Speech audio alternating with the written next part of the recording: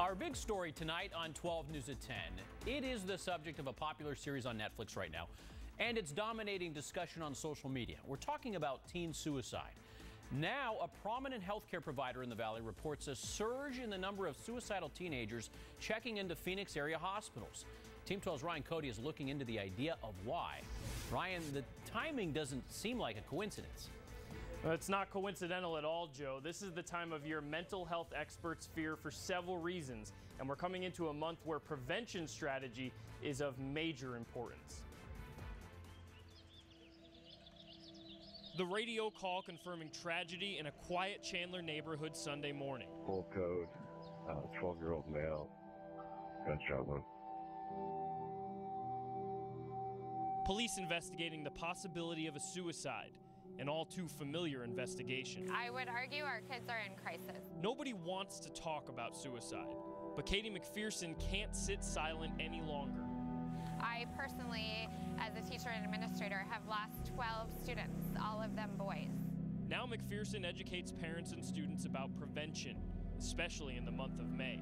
For a lot of kids, school is the safest place they have. That's where their friendships are, their connections are.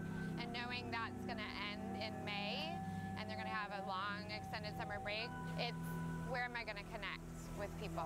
This week, Banner Health confirming a dramatic increase in the number of teenagers showing suicidal behavior at 3 Valley hospitals. A record high 25 teens admitted to the Glendale location on Tuesday alone. There's no zip code that's held harmless at all. There's no family. There's no community that can say this doesn't happen here. 2 years ago, a Tempe teen committing suicide at school in early May, hinting days before on Twitter. We need to be there. We need to be for our kids. And being there is understanding how they communicate. These days, it's all about social media. Kids are looking for connection, and the social media is their avenue to connect. So that means following your kids on social media, and if necessary, even overanalyzing their posts. Know their passwords and just talk. Now, these tips can go a long way, Joe. Ryan, do health experts believe there's a cause-effect happening here with this Netflix show and the rise of the number of kids in the hospitals?